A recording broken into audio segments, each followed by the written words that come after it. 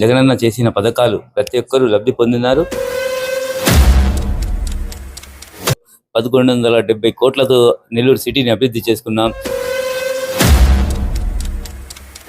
నారాయణ గారు నేను అభివృద్ధి ఆయన ఏం చేశారో ఆయనకే తెలియాలా. 900 కోట్ల రూపాయలు హట్కో నిధులు అప్పు తెచ్చి కూటమి ఆయన అభివృద్ధి చేసి ఉంటే ఏమో చూపించాలి కదా. ఎమ్మెల్సీగా తీసుకొని దొడ్డిదారిన మంత్రి అయ్యి వచ్చింది ఆయన. వేల కోట్ల దండుకున్నారు కదా వాళ్ళ హాస్పిటల్, ఒకరినైనా ఫ్రీగా చూపించారా? ఆయన చెప్పేది పచ్చి అబద్ధం. డబ్బు ఉంది కాబట్టి నెల్లూరు ప్రజలు నన్ను గెలిపిస్తే. Hello viewers, welcome to HR9 TV. YS Jaganmohan Reddy గెలిపే లక్ష్యంగా నెల్లూరు సిటీ ఎమ్మెల్యే అభ్యర్థి ఖలీల్ అహ్మద్ గారు ఈ రోజు ఎన్నికల ప్రచారాన్ని ముమ్మరంగా నిర్వహించారు. సార్ అయితే ఇప్పుడు మనతో ఉన్నారు, ఆయనతో మాట్లాడే ప్రయత్నం చేద్దాం. హలో సార్, ఎలా ఉన్నారు సార్? బాగున్నాను మేడం.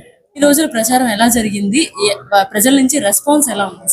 మేము ప్రతి ఒక్క రోజు నాకు సీట్ డిక్లేర్ చేసిన ప్రతి ఒక్క వేరే రోజు నుంచే స్టార్ట్ చేసే క్యాంపెయిన్ దేవుడి వల్ల బాగుంది. ప్రతి ఒక్క చోట ఎక్కడ పోయినా జగనన్న చేసిన పథకాలు ప్రతి ఒక్కరు లబ్ధి పొందినారు. ప్రతి ఒక్కరు ఏమంటే జగనన్న సీఎం చేసుకుంటారని చెప్తున్నారు. ఇక్కడ ఒక సామాజిక అవకాశం ఇచ్చారు. ఇక్కడ నన్ను కాదు చూసేది, అక్కడ జగనన్న చేసిన పథకాలు ప్రతి ఒక్కరు ఏమంటే మేము చూస్తున్నాం. ఒక సచివాలయ వ్యవస్థ తెచ్చి, వాలంటీర్ వ్యవస్థ తెచ్చి, ఇంటి దగ్గరే పరిపాలన. ముందు ఒక ఇన్కమ్ సర్టిఫికేట్ కానీ, క్యాష్కి కానీ, పెన్షన్ కావాలంటే కొన్ని నెలల రోజు ఎంఆర్ ఆఫీస్ దగ్గర అక్కడ తిరిగేది. ఈరోజు ఆ పరిస్థితి లేదు. జనాలు ఇంటి దగ్గరే మన వాలంటీర్ పోయేసి మీకు ఏం అవసరం ఉంది, క్యాష్ సర్టిఫికేట్ కావాలా, ఇన్కమ్ కావాలా, పెన్షన్ కావాలా, ఎవరు అర్హులు ఉన్నారో ప్రతి ఒక్కరికి పథకాలు చేరుతున్నాయి. ప్రతి ఒక్కరు జగనన్న ప్రభుత్వంలో హాయిగా సుఖ సంతోషాలతో ఉన్నారు. ఈ రోజు నెల్లూరు సిటీలో ఒక ముస్లిం మైనారిటీకి సీట్ అనేది రావడం మీరు ఎప్పుడైనా ఎక్స్పెక్ట్ చేశారా సార్? నేను అంత దూరం ఎక్సెప్ట్ చేయలే. ఎందుకు అంటే నేను ఒక సామాన్ని ఎమ్మెల్యే అర్హత అంత దూరం పోయే అర్హత ప్రతి ఒక్కరు ఏమంటే డబ్బు ఉంటేనే అక్కడ పోతారన్నారు. నా దగ్గర రూపాయి లేకపోయినా దేవుడి దేవల్ల మా సీఎం గారు జగన్మోహన్ రెడ్డి గారు, అనిల్ కుమార్ యాదవ్ సహకారంతో ఈ రోజు నన్ను ఒక నెల్లూరు సిటీ అభ్యర్థిగా ప్రకటించారు. నేను ఊహించని పరిణామం ఇది. దేవుడు ఒక అవకాశం ఇచ్చారు. జగన్మోహన్ రెడ్డి గారు చేసిన పథకాలు ప్రతి ఒక్కరూ లబ్ధి పొందినారు. వాళ్ళందరూ తప్పకుండా ఆశీర్వదిస్తున్నారు. ఎందుకంటే జగనన్న మళ్ళీ సీఎం చేసుకుంటే ఈ వాలంటీర్ వ్యవస్థ కానీ, సచివాలయ వ్యవస్థ కానీ పథకాలు మొత్తం వాళ్ళకు ఇంటికి వస్తాయి. అలాగే అభివృద్ధి చూస్తున్నాం. నెల్లూరు సిటీ ఎమ్మెల్యే అనిల్ కుమార్ యాదవ్ గారి హయాంలో 1170 కోట్లతో నెల్లూరు సిటీని అభివృద్ధి చేసుకున్నాం. ఇంకా ఏమైనా మిగిలి ఉంటే తప్పకుండా అవి చేసుకుంటూ ముందుకు పోతాం. నెల్లూరు సిటీని ఒక గ్రీన్ సిటీ లాగా తయారు చేసుకోవాలని మా ఆశ. అలాగే ఒక ఐటీ హబ్ తెచ్చుకుంటే నెల్లూరు సిటీలో ఉద్యోగ అవకాశాలు పిల్లకాయలకి, చదువుకున్న పిల్లకాయలు మన చెన్నైకి, బెంగళూరుకి, హైదరాబాద్కి పోయి అక్కడ కంపెనీలో, ఐటీ కంపెనీలో జాబ్ చేసుకుంటాను. ఇక్కడ కానీ ఒక చేసుకుంటే తప్పకుండా ఉద్యోగ అవకాశాలు మనకి నెల్లూరు సిటీలోనే ఒక ఐటీ హబ్ తయారు చేసుకుని తప్పకుండా ప్రజలకు అందుబాటులో ఉండే విధంగా మన చదువుకున్న పిల్లకాయలందరూ స్టూడెంట్స్ అందరికీ జాబులు వచ్చే విధంగా ట్రై చేస్తాం. సిటీలో అనిల్ కుమార్ యాదవ్ గారికి ఒక మంచి క్రేజ్ ఉంది. ఆ ప్లేస్ లో మీరు వచ్చారు. ఈరోజు మీకు ఎలాంటి రెస్పాన్స్ దొరుకుతుంది సార్? బాగుంది. ఎక్కడ పోయినా ప్రతి ఒక్కరు ఆస్వాదిస్తున్నారు. ఎందుకంటే main first Nellore city MLA గారు బాగా చేశారు. నెల్లూరు సిటీకి బాగా అభివృద్ధి ప్రదంలో నడిపించారు. అలాగే జగనన్న చేసిన పథకాలు కూడా ప్రతి ఒక్కరు లబ్ధి పొందినారు.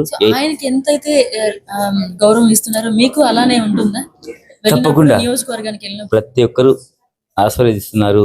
జగనన్న సీఎం చేసుకున్నారు. అలాగే ఒక సామాన్యుడికి ఈరోజు అవకాశం కల్పించారు. మేమంతా మీకు సపోర్ట్ చేస్తాం. ఎందుకంటే పెత్తందారులు వాళ్ళందరూ ఒకటైపు ఈరోజు వస్తారు, రేపు కనబడరు. నేను ఎప్పుడూ అందుబాటులో ఉండేవాడిని. ఎందుకంటే నేను ఆల్రెడీ కార్పొరేటర్ స్థాయి నుంచి వచ్చిన వాడిని. నాకు అందరూ పరిచయస్తులే. అనిల్ కుమార్ యాదవ్ గారితో తప్పకుండా ప్రతి ఒక్క రోజు గడప గడప ఆయనతో తిరిగిన వాడిని. సిటీలో ఎన్నోసార్లు తిరిగిన ప్రతి ఒక్కరు ఏమంటే గడప గడపకి తిరిగారు కాబట్టి మిమ్మల్ని ప్రతిపాదించారా, లేకపోతే ఎప్పటి నుంచో సార్ ఉండేదా, లేకపోతే ప్రతిపాదించారు? నాకు ఆయన ఎంపీ అభ్యర్థిగా నరసరావు పెట్టుకోవడం, తర్వాత ఇక్కడ ఎవరిని పెట్టాలనేది ఒక చర్చ జరుగుతుంది. ఎవరు వస్తారనేది మనకు కూడా తెలీదు. మేము అంత దూరం ఆలోచించే వాడిని కూడా అంత అర్హత మనకు లేదు. దేవుడి దయ వల్ల జగన్మోహన్ రెడ్డి గారు మైనార్టీలకు ఒక అవకాశం కల్పిస్తారని చెప్పారు. అది ఏమంటే ఎన్నో పేర్లు వచ్చాయి. దాంట్లో నా పేరు కూడా ఉన్నింది. నన్ను ఎందుకంటే నేను లాయల్టీగా పార్టీ పెట్టి నుంచి చేరే అప్పటి నుంచి పార్టీలోనే ఉన్నా. కష్టపడుతున్నారు. కష్టపడుతున్న పోయినసారి మేయర్ అవకాశం అజీజ్కి ఇచ్చారు. అజీజ్ పోతే అందరూ కార్పొరేటర్ ముస్లిం కార్పొరేటర్ అందరిని తీసుకెళ్లిపోయాడు. నేను ఒక్కడే అప్పుడు కూడా అనిల్ కుమార్ యాదవ్ గారితో ప్రయాణం చేశా. అప్పటి నుంచి ఇప్పటి వరకు రెండోసారి మళ్ళా గెలిచా.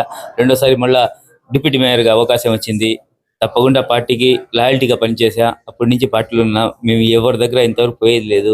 సో మంచి స్థానం, మంచి నమ్మకం సంపాదించుకున్నారు. ప్రధానంగా మీరు ఇంటింటికి ప్రచారానికి వెళ్తున్నప్పుడు ప్రజలు ఎలాంటి సమస్యలు మీ ముందు తీసుకొస్తున్నారు సార్? మెయిన్ సమస్య ఏంటంటే శానిటేషన్ ఎక్కువ. అది ఒక్కటే శానిటేషన్. అవి చూసుకొని మనకి ఏమైనా ప్రజలు ఆలోచించేది మనకి శుభ్రంగా ఉండాలా. ప్రతి ఒక్కరు ఆలోచించేది అదే. అందుకోసం మెయిన్ శానిటేషన్ మీద దృష్టి పెట్టాలా. చేస్తున్నాం. ఎంత చేసినా కొంచెం మనకి ఏమంటే రోజు రోజు సిటీ పెరుగుతుంది, అంటే దోమలు జనాభా పెరుగుతున్నారు. కానీ శానిటేషన్ వర్కర్స్ అలాగే అప్పుడు 10 సంవత్సరాల ముందు ఎంతమంది ఉన్నారో అంతే మంది ఉన్నారు. వాళ్ళని పెంచుకొని తప్పకుండా వార్డులలో ఒక 5 మందిని పెంచుకుంటే తప్పకుండా అవి పనులు కూడా శానిటేషన్ వార్డ్ కూడా క్లీన్ గా చేసుకోవచ్చు. ముస్లిం మైనారిటీలకి ప్రధానంగా మీరు ఎలాంటి సేవలు అందించబోతున్నారు? ముస్లిం మైనార్టీలకి తప్పకుండా ఏం అవసరం ఉన్నా, ఏ సమస్య ఉన్నా నాకు అవకాశం వస్తే దేవుడి దయ వల్ల అసెంబ్లీలో వాళ్ళ ప్రస్తావన ముందు పెట్టి తప్పకుండా మాట్లాడతాం. ఎందుకంటే జగన్ అని మొన్న వచ్చినప్పుడు నెల్లూరు సిటీలో క్లియర్గా చెప్పారు ఆయన. ఏమంటే మనకి 4% రిజర్వేషన్ అలాగే ఉంటుంది, దానికి ధోకా లేదు, నేను మీకు సపోర్ట్ చేస్తున్నా. తప్పకుండా ఎవరు వచ్చినా దాన్ని రాష్ట్ర ప్రభుత్వం నుంచి తప్పకుండా మీకు అలాగే కొనసాగుతుంది. అలాగే NPR NRC అది కూడా మన రాష్ట్రంలో అమలు కాకుండా చేస్తామని చెప్పారు క్లియర్గా. ఇంతకన్నా వేరే వాళ్ళు చెప్పేవాళ్ళు ఎవరు లేరు. అంత ధైర్యం అంత గట్స్ ఉన్న నాయకుడు ఎవరంటే మన ప్రియతమ ముఖ్యమంత్రి వైఎస్ జగన్మోహన్ రెడ్డి గారే. వేరే వాళ్ళకి అంత ధైర్యం లేదు. వేరే వాళ్ళు టీడీపీ నాయకులు, కూటమి, జనసేన, బీజేపీ కూటమి ఈరోజు క్లియర్గా చెప్తున్నారు మైనార్టీలకి మేము వస్తే 4% రిజర్వేషన్ తీసేస్తామని. అంటే వాళ్ళు క్లియర్ చేస్తుంటే వాళ్ళకి పోయేవాళ్ళు ఆ డబ్బులు గమ్ముడిపోయిన వాళ్ళు తప్ప ఎవరు ఆ మాట చెప్పిన తర్వాత ఎవరు ఆ పార్టీలో ఉండరు. తప్పకుండా జగన్మోహన్ రెడ్డి మా సీఎం గారు క్లియర్గా చెప్పారు 4% రిజర్వేషన్ అది ముస్లిం మైనార్టీలుగాని కాదు, వెనుకబడిన తరగతుల కోసం చేసింది. ముస్లింలు కూడా వెనుకబడిన వాళ్ళు ఉన్నారు, వాళ్ళ కోసం అది. మనకి సయ్యద్లు పఠాన్లు వాళ్ళకి లేదు కదా అని క్లియర్గా చెప్పారు. తప్పకుండా ఏ సమస్య ఉన్నా మేము అందరూ కలిసికట్టుగా దాన్ని పరిష్కరించుకుంటాం. ఏమైనా అవసరం ఉంటే మా సీఎం గారి దృష్టికి తీసుకుపోయి కూడా పరిష్కరించుకుంటాం. ప్రజల్లోకి వెళ్తున్నప్పుడు సిటీలో ప్రధానమైన సమస్యల గురించి ఏమని చెప్పారు సార్ మీకు? సమస్య అదే, కొన్ని లైట్స్ అవి మామూలు కంటిన్యూ ఉండేది. అది తప్పకుండా ఏమంటే అవి చేసుకుంటూ ముందుకు పోతాం. మేము కొన్ని వేల లైట్లు వేయించాం, కొన్ని వందల స్తంభాలు కూడా ఈ మన ఇదిలో వేయించాం. 4వ వార్డులో 180 స్తంభాలు ఏమో కొత్తగా వేయించాం. ఆ ఫేర్వే రోడ్ చూశారు కదా, మైపాటి గేట్ రోడ్, అది ఎలా చేశారో చూసాం. పెన్నా బ్యారేజీ, మన రివిట్ వాళ్ళు 100 కోట్లతో, మన జాఫర్ సాబ్ కాలువ, అలాగే పెన్నా మృదు వరద ప్రాంతంలో మన వెంకట చేశాము. వాళ్ళు చేశారని చెప్తున్నారు నారాయణ గారు. నేను అభివృద్ధి ఆయన ఏం చేశారో ఆయనకే తెలియాలా. మీరందరూ చూశారు, పత్రిక వాళ్ళు, మీడియా వాళ్ళు ప్రతి ఒక్కరు చూశారు. నెల్లూరు సిటీలో ఏం జరిగింది ఆయన ఉన్నప్పుడు. ఒకటి నేను అండర్ డ్రైనేజ్ తెస్తా అని మొత్తం రోడ్లు పగలు కొట్టేసి, అది కూడా అండర్ డ్రైనేజ్ మనకి కనీసం 30 సంవత్సరాల నుంచి ఉంది కొన్ని ఏరియాలో.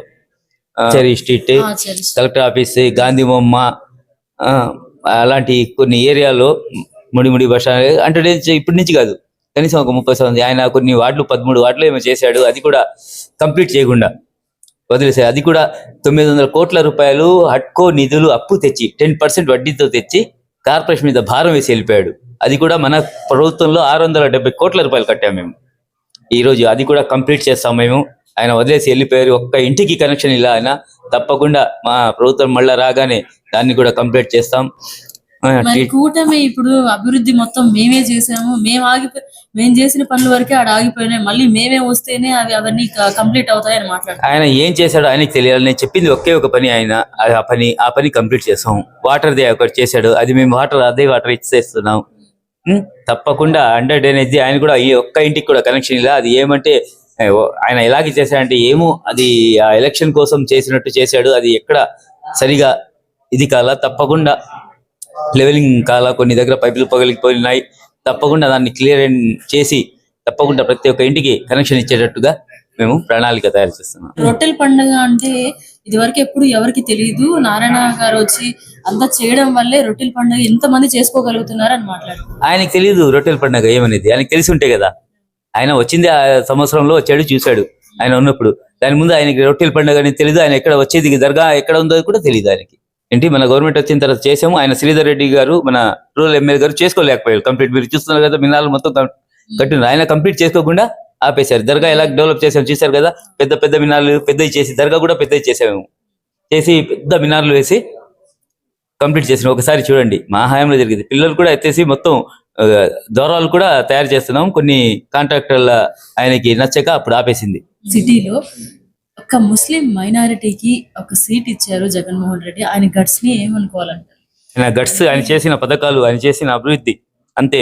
ఒక నారాయణ గారి మీద, నారాయణకి ఇది లేదు, చరిష్మా ఏం లేదు. ఆయన ఏమంటే ఒకసారి ఆయన ఎప్పుడు ప్రజల్లో రాలా, ఎమ్మెల్సీగా తీసుకొని దొడ్డిదారిన మంత్రి అయ్యి వచ్చింది ఆయన. ప్రజలకు ఎప్పుడు రాలా, ప్రజలు వచ్చినప్పుడు ప్రజలు చీకొట్టి పంపించేశారు. అనిల్ కుమార్ యాదవ్ గెలిచారు అప్పుడు. ఏంటి, ఆయన గెలవల, రెండోసారి మళ్ళా నిలబడుతున్నారు అదే డబ్బుతో. 1000 కోట్లు ఖర్చు పెట్టుకుని ఇప్పుడు 100 కోట్లు ఖర్చు పెట్టున్నారు. అంత ధైర్యం ఉంటే నారాయణని జెండా విధులు తిప్పుతారా? మన సీఎం, మాజీ సీఎం చంద్రబాబు నాయుడు గారిని తీసుకొచ్చి షాదీమహల్లో మీటింగ్ పెట్టారు. ఏంటి, లోకేష్ ని తీసుకొచ్చారు, మళ్ళా పవన్ కళ్యాణ్ తీసుకొచ్చారు, మళ్ళా చంద్రబాబుని తీసుకొచ్చారు, బాలకృష్ణని తీసుకొచ్చారు. ఒక్క సామాన్యుడి మీద గెలవడానికి ఇన్ని చేసుకుంటారంటే ఆయనకి ఏ చరిష్మా ఉందో ఏముందో ఆయనకు తెలియాలా. మేము ఎవరిని తీసుకురాలేదు కదా, మాకు ఒకే ఒక్క నాయకుడు జగన్మోహన్ రెడ్డి గారు. ఆయన వచ్చారు, పోయారు అంతే. వీళ్ళలాగా ప్రతి ఒక్కరిని పిలుచుకొచ్చి చేసింది ఏమి లేదు. ఆయన గట్స్ ఉంటే, ఆయనకి గెలిచే సత్తా ఉంటే ఇంతమందిని తెచ్చుకోడు. ఆయనకి భయం ఉంది కాబట్టి ఈరోజు ఇంతమందిని తిప్పుకుంటున్నాడు తప్ప, డబ్బులతో కొనాలని, ఓట్లని కానీ నాయకులు కానీ చూస్తున్నారు తప్ప ఆయనకి ఏ చరిష్మా లేదు, ఏమి లేదు. మన ప్రియతమ ముఖ్యమంత్రి వైఎస్ జగన్మోహన్ రెడ్డి గారు చేసిన పథకాలు ప్రతి ఒక్కరు లబ్ధి పొందిస్తున్నారు, ప్రతి ఒక్కరు ఆస్వాదిస్తున్నారు. జగనన్నని సీఎం చేసుకోవాలని. అలాగే ఒక సామాన్యుడు, నేను ఎప్పుడు అందుబాటులో ఉంటా, ఆయన ఎప్పుడైనా అందుబాటులో ఉంటారా? ఆయన ఫోన్ నెంబర్ ఎవరికైనా తెలుసా? ఆయన కలవగలరా? ఎవరైనా పోయేసి ఒక్కసారి ఆయన కలవగలరా? 4.5 సంవత్సరం కరోనా కాలంలో ఎక్కడున్నారు ఆయన? ఒక్కసారి ఆయన వచ్చాడా? ఎవరితో పలికినిచ్చాడా? మేము తిరిగాం, ప్రతి ఒక్క క్వారంటైన్కి పోయాం, ప్రతి ఒక్క హాస్పిటల్కి పోయాం, ప్రతి ఒక్క వార్డులలో మార్కెట్లు పెట్టాం, కూరగాయల మార్కెట్ ప్రతి ఒక్క వార్డులో స్కూల్లో పెట్టి ప్రతి ఒక్కరికి ఎక్కడ బయట పోకుండా ఆ వార్డులలో వాళ్ళకి అందుబాటులో ఉండేటక్క వస్తువులు పంచాం. ఏం అవసరం ఉన్నా తప్పకుండా వాళ్ళకి అందుబాటులో ఉన్నాం. ప్రతి ఒక్క రోజు ఫ్లడ్స్ టైంలో కూడా మేము ప్రతి ఒక్క దగ్గర వాళ్ళకి తీసుకొని వచ్చి పెట్టి అన్నాలు కానీ, భోజన సదుపాయం కానీ, నీళ్ల సదుపాయం కానీ, కరెంట్ సదుపాయం కానీ, వాళ్ళకి ఏదో ఒక అక్కడ నివాస యోగ్యం కాంది వేరే చోటికి కూడా మార్చాం. స్కూల్ కానీ, షాదీమహల్ తీసుకుని వాళ్ళకి అక్కడ పెట్టాం. వాళ్ళకి ఎప్పుడు అందుబాటులో ఉన్నాం. అప్పుడు ఎక్కడ పోయారు వీళ్ళు?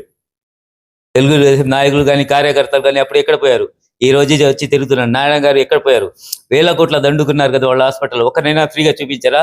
ఎవరైనా చనిపోతే డబ్బులు కట్టకుండా బాడీని ఇలా ఎంతమందిని. అలాగే ఆయన కాలేజీలో ఎంతమంది అమ్మాయిలు చనిపోయారు. ఒక్కసారైనా పోయి వాళ్ళని పరామర్శించాడా? అక్కడే ఉంటాడు కదా, ఆయన కాలేజీలోనే కదా ఇల్లు. ఏ రోజైనా ఆయన చెప్పేది పచ్చి అబద్ధం. డబ్బు ఉంది కాబట్టి డబ్బుతో మీడియాలో ఆయన వేసుకోవడం, చూపించుకోవడం. కొంతమందిని ఉద్యోగాలని ఇప్పుడు 1400 మందిని తెప్పించుకున్నారంట రేపు ఎలక్షన్కి, దొంగ ఓట్లు వేయడానికి, అరాచకాలు చేయడానికి. ఏంటి అంత ఆ ధైర్యం? భయపడే కదా మొత్తం చేసుకునేది, మమ్మల్ని చూసి భయపడే కదా ఏదైనా చేసుకునేది. ఆయన ఎంత చేసుకున్నా ఇక్కడ జనాలు ఫిక్స్ అయినారు. నెల్లూరు జిల్లాలో విజయసాయిరెడ్డి అన్న ఎంపీ అభ్యర్థిగా రావడం ఒక అదృష్టం. ఆయన వచ్చిన తర్వాత ప్రతి ఒక్కరు ఏమంటే మన సీఎం తర్వాత అంతర్పెట్టి నాయకులు ఆయన నెల్లూరు జిల్లాకి వచ్చారు. మనకి ఎప్పుడు అందుబాటులో ఉంటారు. ఏ నిధులు కావాలన్నా సెంట్రల్ నుంచి, స్టేట్ నుంచి తెస్తారు. నెల్లూరు జిల్లాని 7 అసెంబ్లీ స్థానాలు, ఎంపీ స్థానం అత్యధిక మెజార్టీతో గెలిచి తప్పకుండా ఆయన ఆధ్వర్యంలో నెల్లూరు జిల్లాని ఎంత డెవలప్ చేసుకుంటారో మీరందరూ చూడండి. తప్పకుండా ఆయన ఒక మేనిఫెస్టో కూడా తయారు చేశారు నెల్లూరు జిల్లా కోసం సపరేట్గా. ఇంతవరకు హిస్టరీలో లేదు ఒక జిల్లాని మేనిఫెస్టో తయారు చేయడం. అలాంటి గట్స్ ఉన్న నాయకుడు మనకి వచ్చారు ఈరోజు ఎంపీ అభ్యర్థిగా. ఆయన వచ్చిన తర్వాత ఆయన ఆధ్వర్యంలో తప్పకుండా నెల్లూరు సిటీని ఒక గ్రీన్ సిటీ లాగా, ఐటీ హబ్ లాగా తయారు చేసుకుని, ఏ అవసరం జాబ్ మేళా కూడా ప్రతి ఒక్క 6 నెలలకు ఒకసారి పెట్టి ఎవరైనా చదువుకునే పిల్లకాయలకు ఉద్యోగాల అవకాశాలు తప్పకుండా కల్పిస్తాం. దేవుడు ఒక అవకాశం ఇస్తే ఏం కావాలో ప్రజలకు అందుబాటులో ఉండి తప్పకుండా వాళ్ళ అవసరాలకి తప్పకుండా పనిచేస్తాం. వాళ్ళు ఎప్పుడు ఫోన్ చేసినా అందుబాటులో ఉంటాం. నెల్లూరు సిటీ ప్రజలు ఎమ్మెల్యే అభ్యర్థిగా మిమ్మల్ని గెలిపిస్తే మొదటి సంతకం దేని మీద ఉండబోతోంది సార్? నెల్లూరు ప్రజలు నన్ను గెలిపిస్తే తప్పకుండా ఫస్ట్ కార్పొరేషన్ వాళ్ళతో మాట్లాడి శానిటేషన్ తప్పకుండా అది చేయాలా. ఎందుకంటే ప్రతి ఒక్కరికి ఈరోజు చూస్తున్నాం, ఎక్కడ పోయినా మెయిన్ ప్రాబ్లం గడవ గడవ తిరిగి అదే చెప్తున్నారు. అది ఎంత చేసినా అది తక్కువే.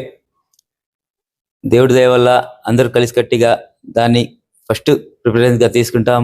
అలాగే నెల్లూరు సిటీని ఎక్కడ చూసినా చెట్లు చాలా తక్కువ, గ్రీనరీ లాగా తయారు చేద్దాం. ఇంకోటి ఏమంటే మన నెల్లూరు సిటీ ఇలాగ ఉంటుంది కంపోజ్ గా, దాన్ని వెడల్పు చేయాలంటే పాత సిటీని చేయలేము. ఎక్కడ అవసరం ఉందో మనకుండే చిన్న చిన్న రోడ్స్ లో బెంగళూరు సిటీ లాగా చేసుకునే అవకాశం ఉండదంటారా? చేద్దాం తప్పకుండా. ఏమంటే మెయిన్ కరెంట్ పోల్స్ కానీ వైర్లు కానీ దాన్ని మాత్రం భూగర్భ నుంచి ఇది చేసుకుంటే తప్పకుండా ఒక గ్రీన్ సిటీ లాగా తయారు చేసుకుంటాం. తప్పకుండా విజయసాయి రెడ్డి అన్న మన ఎంపీ అభ్యర్థిగా గెలిచిన తర్వాత తప్పకుండా గెలుస్తున్నారు. ఆయన కూడా చెప్పినారు, తప్పకుండా దాన్ని క్లియర్ గా చేసుకుందాం. ప్రజలకి ఏం అవసరం ఉందో దాన్ని తప్పకుండా వాళ్ళతో మాట్లాడి ఎక్కడ ఏం అవసరం ఉందో మేము చూస్తున్నాం. ప్రతి ఒక్క వార్డులో రోడ్లు వేసుకున్నాం, ట్రైన్లు కట్టుకుంటాం. ఒక గ్రీన్ సిటీ లాగా తయారు చేసుకోవాలని ప్లానింగ్. తప్పకుండా దాన్ని కూడా ఒక ప్రణాళిక తయారు చేసి తప్పకుండా దానికి కూడా అందుబాటులో ఉండి ప్రతి ఒక్కరితో మాట్లాడి ఎలా చేసుకోవాలా, ఏం చేసుకోవాలా ఒక ప్రణాళిక లాగా తయారు చేసుకుని ముందుకు పోతాం. సార్, ఈ 5 సంవత్సరాల్లో నెల్లూరు సిటీలో ఏం అభివృద్ధి జరిగింది అంటే ఏం చెప్తారు సార్? పెన్నా బ్యారేజ్ కట్టుకున్నాం, రివిట్ వాల్ 100 కోట్లతో పని జరుగుతుంది. Penna rivet wall. ఫ్లడ్ వస్తే ముంపు ప్రాంతం వెంకటేశ్వరం రాకుండా జాఫర్ సాబ్ కాలువ రివిట్ వాల్ కడుతున్నాం 100 కోట్లతో. 5,000 ఇళ్లకి పట్టాలు ఇచ్చాం. 1, 2 కాదు, ఒక్క ఇల్లు ఎత్తకుండా అక్కడే వాళ్ళకి శాశ్వతంగా. ఇంతవరకు ఎవరు తెలియదు. ప్రతి ఒక్క సంవత్సరం వాళ్ళకి ఏ గవర్నమెంట్ వచ్చినా ఇల్లు తీసేసామని రోజు పోయి వాళ్ళకి, ఈ రోజు వాళ్ళందరూ శాశ్వతంగా అక్కడే ఉన్నారు. వాళ్ళకి రివిట్ వాల్ కట్టి రోడ్ కూడా అక్కడ వేయాలని ప్లాన్ లో ఉన్నాం. తప్పకుండా వాళ్ళకి సైడ్ గా రోడ్ కూడా వేసిస్తాం. అయితే ప్రతిపక్షాలు ల్యాండ్ టైటిలింగ్ యాక్ట్ కింద దాన్ని కూడా కేసు నమోదు చేశారు కదా సార్? అది చెప్తుంటారు, వాళ్ళు చెప్పుకుని పోతుంటారు. సెంట్రల్ గవర్నమెంట్ది మనకి సంబంధం లేదు. అయినా దాన్ని కూడా జగన్మోహన్ రెడ్డి సీఎం గారు చెప్పినారు క్లియర్ గా, దాన్ని కూడా లేకుండా చేస్తాం. నెల్లూరు సిటీ మీరే పోయి చూసుకోండి, ఆయన ఏం చేశారు మేమేం చేసామో మీకు అభివృద్ధి తెలుస్తుంది. 4-way రోడ్ వేసాం, మైపాడ్ గేట్. నేను క్లియర్ గా చెప్పాను దాక 8 హెల్త్ క్లినిక్లు కట్టుకున్నాం, 32 పార్కులు కంప్లీట్ చేసుకున్నాం. ఇవన్నీ అభివృద్ధి కదా. ఈ ప్రతి ఒక్క ఏరియాలో సిమెంట్ రోడ్లు వేసుకుంటాం, రైళ్లు కట్టుకుంటాం. ప్రతి ఒక్క కోట్లు 10 కోట్లతో 15 కోట్లతో 5 కోట్ల పనులు జరుగున్నాయి. ఇవన్నీ అభివృద్ధి కదా. పథకాలు ప్రతి ఒక్కరికి అందుతున్నాయి, వాళ్ళు ముందుకు పోతున్నారు. పిల్లకాయలందరూ నాడు నేడులో స్కూళ్ళు ఎలాగై ఉన్నాయి. ఈ రోజు గవర్నమెంట్ స్కూల్ చూసారా, ప్రైవేట్ స్కూల్ కూడా ఉండదు, అంతా ఇదిగా ఉంది. మీరు ఒక్కసారి పోయి వాళ్ళు చెప్తున్నారు, వాళ్ళే చూస్తే వాళ్ళకి తెలుస్తుంది. ఈ రోజు పిల్లకాయలందరూ బాగా చదువుకుంటున్నారు. అందరూ సుఖ సంతోషం 4% రిజర్వేషన్. ఇలా ముస్లింలు పిల్లకాయలు కూడా డాక్టర్లు, ఇంజనీర్లు అయి ఉన్నారు ఈ రోజుల్లో. తప్పకుండా అభివృద్ధి పథంలో నెల్లూరు ముందుకు పోతుంది. అందరూ కలిసికట్టిగా నెల్లూరు సిటీని కానీ జిల్లాని కానీ బాగా డెవలప్ చేసుకుంటాం. మరి కొద్ది గంటల్లో ఎలక్షన్ రాబోతుంది సార్, ఈ సందర్భంగా ప్రజలకి ఏం చెప్తారు? అందరికీ ఒకే మాట, ఒక అవకాశం. జగన్మోహన్ రెడ్డి గారు పోయినసారి చేసిన అభివృద్ధి అలాగే పథకాలు మీరందరూ చూస్తున్నారు.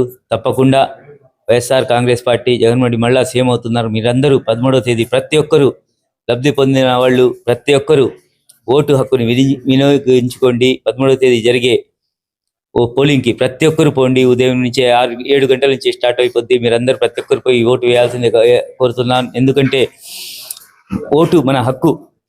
ప్రతి ఒక్కరూ ఓటు వేసి తప్పకుండా వైఎస్ఆర్ కాంగ్రెస్ పార్టీకి అత్యధిక మెజార్టీతో గెలిపించాలని మనస్ఫూర్తిగా కోరుతూ, ఒక్క సామాన్యుడికి ఈరోజు అవకాశం ఇచ్చారు. నాకు డబ్బు లేదు, ఇది లేదు, మీరందరూ ఆశీర్వాదాలే, మీరందరూ ఓటుతోని చూపించాలా. మీరందరూ ప్రతి ఒక్కరూ ఓటు వేసి అత్యధిక మెజార్టీతో నన్ను కూడా గెలిపించాలని మనస్ఫూర్తిగా కోరుకుంటున్నాను. మరిన్ని అప్డేట్స్ కోసం మన HN9 టీవీ ఛానల్ ని సబ్స్క్రైబ్ చేసుకోండి.